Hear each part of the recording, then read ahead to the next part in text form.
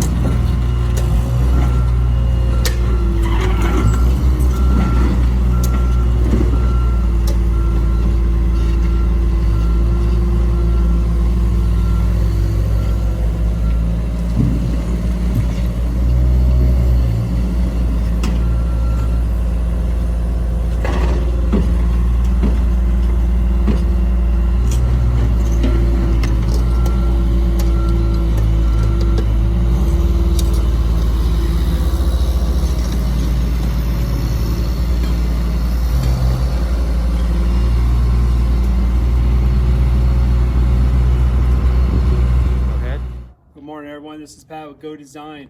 We're out here getting ready for our steel. We finally got all of our drains in, all the ditches dug out on the pool. Basically what I like to show you is how we do sand around all the main drains. We have 2 inches of sand underneath all the pipes, 3 inches over it. Since we have a rocky soil condition, it's always good to sand the pipes, because after you do the gunite, we have had problems with rocks coming through the pipes after a couple years. So this ensures we're not going to have a leak under this foundation of this pool. As you can see, we did a little bit of sand there on the wet deck. And then another nice thing about it is when you form a pool, you can write on the pool your depths. You can write your skimmer marks on here, your dam wall here. So you just keep the steel guy straight, plumber straight. Everybody's in check. And as you can see, go on down here. We have a skimmer here. We've got a pool light straight across we've dug out for. Second skimmer on the far side. And then these are our main drains coming up here. Again, all sanded. What are those main drains? Those are going to do the filtration of the pool. They're just standard 2-inch is fine on a variable speed pump that we're using. So then we're going to be digging ditches down the side. We're going to sand all these ditches here. And the other important thing about forming in your pools, especially with the pool cover, this is going to keep our heights just right, everything square, level, all the way throughout. Again, stay tuned for the next episode. Thank you. Okay, George, can you explain to us what part of the process we're in right now? I sure can. Right now, what we're doing is we're doing the steel, basically the skeleton of the pool. This is what holds everything together. We're going to do the steel to meet code. We're also doing what's called a pre-stub plumbing, and this is right before we call for inspection so that we can shoot the pool.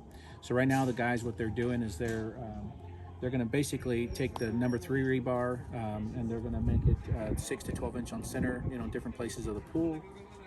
And then also they're doing 1/2 inch rebar around the beam of the pool. And the beam of the pool is the most important part of any pool structure. It's basically what holds the rim all together. Of course, we have what's called gravity. We have ground movement. So we always have the earth moving. It's moving up and down. Of course, we live on the earth, which is rotating. There's movement and gravity. And so because of those things, you have pressure on the wall, pressure on the beam, you have the ground movement. You have the foundation of the house, the weight of the house.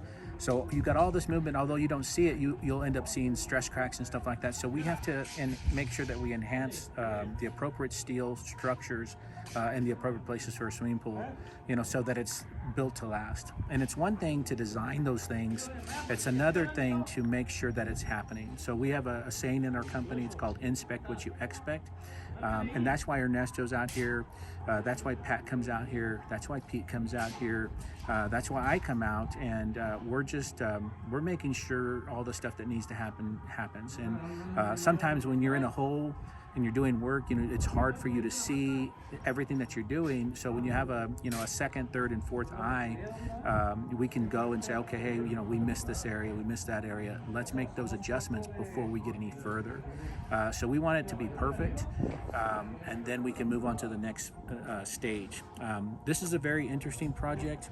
A lot of times people don't realize, but we have a lot of retaining walls, in the mountains. Some of these retaining walls have 11-foot drops. Some of them have 5-foot drops. But the rule is to really, for every foot of drop, you should be a foot away. What happens, of course, is a lot of companies will put the pool, 5 feet off the house, or 5 feet off the wall, sorry, and really they should be further away. Again, gravity comes into play, moisture content, ground pressure, things start to settle just like a house foundation. If the house is right up against a retaining wall and it's backfill, it's going to have more cracks and stresses on there. At that point, most engineers, most contractors, would consider doing piers or something to support that. Sometimes you don't have enough space, but you still need to consider enhancing the structure. And so piers is a good way to support that when you have a lot full of backfill, or keep the pool away from the retaining wall. And that's really what we've done here, is we've pushed it, and just because you can doesn't mean you should, and so that's what we're doing. And we want to do smart things. We don't want to, we also do renovations. So we'll go to people's homes that have the pool 5 feet off the retaining wall, that's 20-foot drop, and the spa broken off the pool. The pool's cracked in half. We actually have to rip out the pool and put a whole new pool in, but we're taking it and moving it closer to the house. Most of the time companies are like, whatever you want to do, we'll do it. We're not that type of company. We're like, hey, that's not a good idea. You really need to do this. And they're like, well, I don't care. Well, then we need to do something to enhance the structure. And then if it's like, well, I don't care about that either, well, then at that point we'll have to be like, well, then, we can't do it. Awesome. Any other George. questions, Lorraine? I think that's it for now. I'll just check back in with you, through the week and also next week, and we'll watch it all come together. Cool.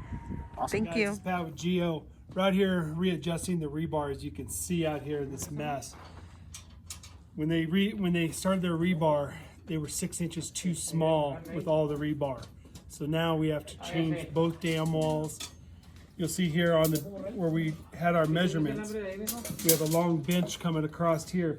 This rebar was actually coming up right where my tile is, and the face of the bench. So we actually got to drop and move everything back 8 inches here to be able to get the clearance between the steel and the cement. So it's just readjusting. Same with our skimmers. You see we've cut all the major 1/2-inch rebar out of the way because we got to do a mouth drop inside of these skimmers, and then we're going to rebuild it. So it's just fixing things, making sure it's structurally sound, so the day of gunite comes, you can gunite, not have rebar sticking out of the gunite. That's it for now. With Geo Design, got up our plumbing done this week, so I'm going to show you some of the cool things about the plumbing and little things what you do to just make your flow rates a lot better, less restriction. Down here, as you see, in our county, we have to have a pressure test before we call for inspection. So we manifold everything together. I like to keep the pipes as flat as I can and deep as we can, because over here we're going to have tree, a lot of shrubbery. So that's why the pipes are so deep. As you go on down here, you'll see where we did the 45s down here. Again, that's just less restrictive, water's flowing instead of 90s. As you come on down here, you'll see the main trunk line is straight on down to the skimmer. We got pull returns down there, we got pull sweep down there. Coming this way is going to be the pull returns and skimmer again. As you can see off the main line of the returns, we're feeding the returns with 2.5 inch. Then we're bushing out to 2 inch to this side and then 1.5 inch to those 2 returns. Again, just flow rate, got a lot of water moving really nice and smooth. Come down here. These are the 2 returns in the wet deck. We want to keep these wet decks with the water moving, because when you don't do a return there, you'll build up dirt whenever the wind blows. I want to ask them out and sweep. So we just throw the returns in, do 2. It's always better, get that water out of there. Come on down to the corner again. We're keeping this ditch real deep because it's a gas line and electric. We don't need this ditch as deep going out to the skimmer and the returns. We did 45s there, nice and clean. A lot of people like to do 90s. I'm not into 90s, I like the 45s. Come on down here, you'll see we have a little fountain right there in the wet deck. That's going to be straight in the center of the bench of the spa, so everything looks nice and clean. Give her a little bit of sound. We have another return here. The reason why I do returns in front of the skimmer, so we're going to push the top of the surface water into the mouth of the skimmer. The pipe in the middle there coming real low, I like to do a deep water return. So that's going to go under, the water's going to go over the top, and then it's going to heat the pool better too when you have a deep water return. That's about 32 inches under the water, just above the floor. Come on down here is our skimmer. Again, put another 45 into the suction line. Might have 90, just do the 45. I like to build my cages around here, so then we're going to encapsulate this whole thing and become warm. This is going to be our pool cover down here. That's it for the plumbing. Thank you for your time. This is Pat with GO. We're finally at the phase where we're ready to get inspection tomorrow. On our jobs, we like to pressure test our pipes. A lot of people don't. And what happens then, when you don't pressure test, is a rock hits the pipe, cracks it, someone sticks a pig through it while they're digging another ditch, you'll never know. This happens a lot more than you realize. So anyway, we're under 20 pounds of pressure and everything. Here, back to the equipment. So we've sanded our ditches. The other nice thing about that, you don't want rocks rubbing against your pipes later on, because you do get friction after a while, water going through. So everything's sanded. Our rebar is finally done. Everything's straight. We do string lines early before gunite, so we know everything is perpendicular and the pipes are perfect. We're going to go on down around here to this other suction line.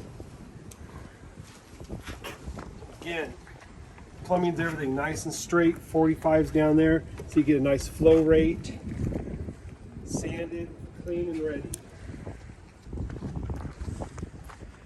Another nice thing about pulling string lines early is you can see where our spa wall is there. So that's another reason why I did the 12 inches wide. Jets are set. So the day of gunite, we're not going to have anyone panic yet. We got rebars down. A lot of pools you'll have rust in after a while. What happens when the rust comes from rebar being too close to the plaster. So the day of gunite, they don't want to move the rebar. So we do it ahead of time so we don't have those rust coming through the pool. Got our cover done. A lot of people, again, they don't do steel in the covers. We don't understand that. But here at Geo Design, we build it to last longer, stronger. So as you can see through there, the cover will go down inside. We're going to have 6-inch walls. Again, string lines for everything. Very important to take the time to do it right.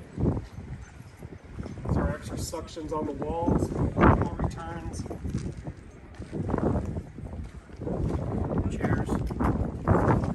chairs underneath the steel. We've actually had other companies talk to us about why are we doing that. Well, you want that to encapsulate around the gunite. A lot of companies are not doing that. They're just shooting them, and then within a year the pools start cracking. So if your pool's cracking, that's why. Yeah, the most important thing is, the reason the chairs are there is to make sure that your floor is the proper thickness. And without those chairs, you're guessing whether your floor is going to be 1 inch thick, or 12 inches thick. Of course, thicker is probably better in a sense. but there's a ratio, for that as well. So by having actual spacers, that are actually made for what we're supposed to be doing, the end result is gonna be everything it's supposed to be. 3-inch chairs. We like to have Yeah. 3 inches around and on top. So again, guys, there's our stone over there. Going to go on top. That's going to be all hand cut. George, you can talk to about that stone. How beautiful that is. Yeah. The limestone, it's a 2 1/4 inch limestone. All of our pools, we like to do coping around there, just for the fact that there's movement regardless, gravity and the earth rotation, stuff like that. So when you have movement on the pool, there's pressure, so a lot of times the coping on a cantilever deck will crack. Here we've got a 12-inch piece of stone that if there's any movement, we can reset it. It's going to look good forever, versus cracking. Talk about the skimmer real quick, about how you bent that steel down and how you're not cutting it out. All right, guys, everything we found out here in El Paso, a lot of these steel guys are just steeling straight through. And what that does is when you do the bond beam, you have 3 half-inch pieces of rebar here. That's your structural around this whole thing. But we had the guniters come out the other day and look at this and ask questions. Why did I do that? And he told me straight up, they just cut the bars out of the way the day of gunite. And then I said, well, if you cut that bar out of the way, now you structurally damage this pool. He goes, yep, that's the way it is. That's why the pools are cracking. Again, it takes more time. Yes, it does. You gotta do your drop down bars. You can see, and what I mean by drop down is the bars in front of the skimmer. These bars, this bar, when they did the cage, went straight across. So I actually cut them and we didn't understand why we do steel around the skimmer. In case this all in concrete becomes one. This is a great place for pools to leak because it's a dry fit. So anyway, just the little stuff you do to ensure this pool's going to last for its homeowner forever, not have problems. Appreciate your time. Enjoy your weekend. Hi everybody, this is George with Go Designs. I wanted to visit with everybody and talk about the design of a swimming pool. There's a lot of things to talk about. Pools just aren't holes in the ground. They're for entertaining, and so a lot of times you think you want a pool, but you're not sure what to expect. So I just want to kind of point out a couple of features that are really important for the pool. If you see over here on the far side, we've got a bench and a couple of access steps. A lot of times many pools don't have any benches, and the benches are a place for people to lounge, so you can sit and have a drink. If you get a little cramp, it's somewhere where you can rest and be safe. And then of course accessibility around the pool, access to get in and out. You don't have to come all the way back to the steps. You can get in and out from all different locations, which is really convenient. It's good for kids and adults, and getting in and out, because a lot of the times you have to get on your hands and knees and get your legs in there or jump into the pool. Here you can actually walk and sit and get into the pool. We've also, if you look down here, the steps, we've put an extra step in there. It just added convenience. Of course, the more gunite, the more cost. That's why you don't see a lot of benches and extra steps, because it costs a lot more. But if when we let our clients know, hey, these are important features, they're like, yeah, that's a good value. So we add those extra steps. We've made the second step, we made it a huge bench area. So now you've got extra seating outside the spa and the pool. You've got seating on the other side.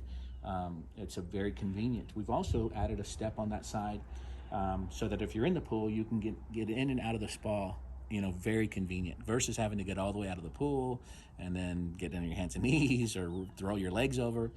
You can just stand up and walk in, and I'll show you kind of an example of that. Some other things that we do is we typically have a minimum of 5 returns in our swimming pool. So you'll see the little jets of the PVC throughout the pool. What that is, of course, is that's more circulation. A lot of pools only have 3 returns and they're on one side. We have them on all sides, and we want to get that water moving for good circulation. A sun deck is probably the most popular part of a swimming pool. So we've got a large sun deck here. We've got a little return for a little water, frothing water. But if you notice, we put some extra jets on the sun deck area because we want to move, settling sand or dirt. We want to move it off the sun deck. This particular hot tub is level, so it's not raised. We've got a pool cover that's going to be opening and closing. So level is what we needed at this point. I want to talk about the spa, and watch your step over here.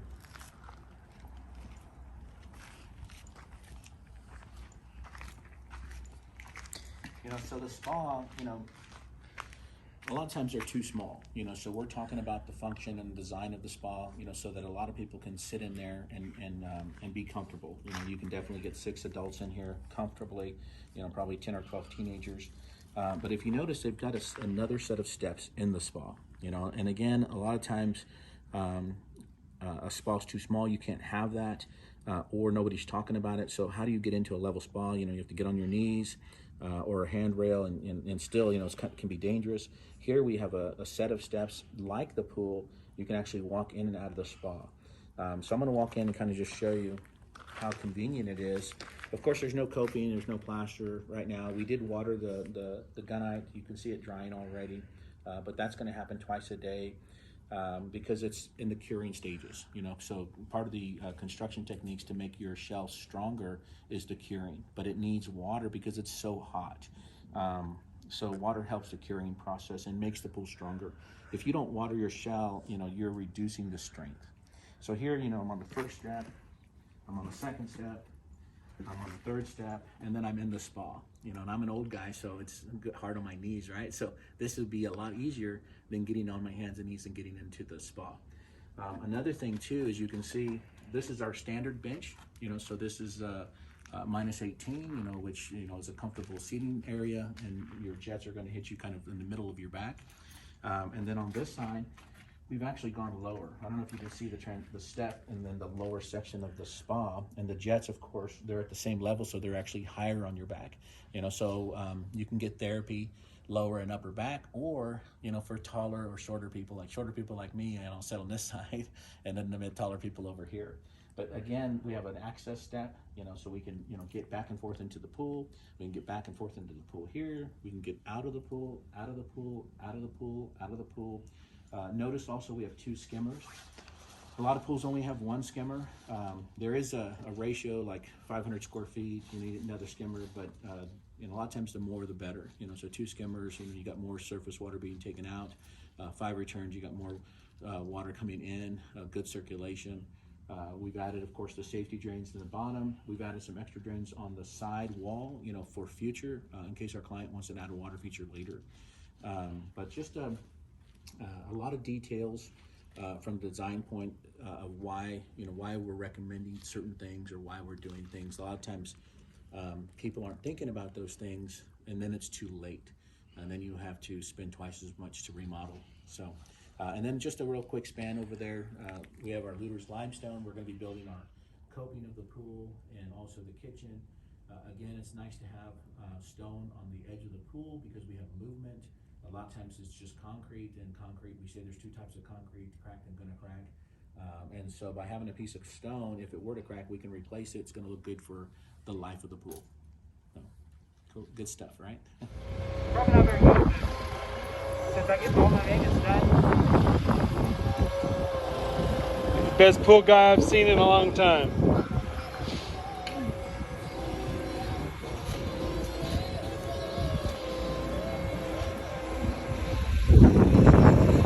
Job's about to wrap. Getting close.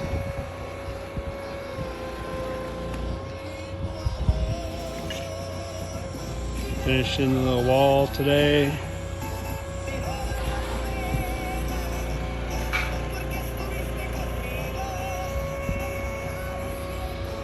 It's the world famous John, electrician. World famous. That's right. Sparky, we call him.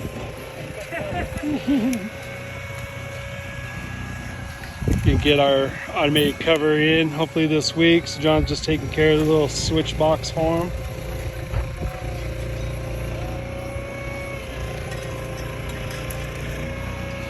Working on the gate down the side, doing the welding, last touches on that. Congrats.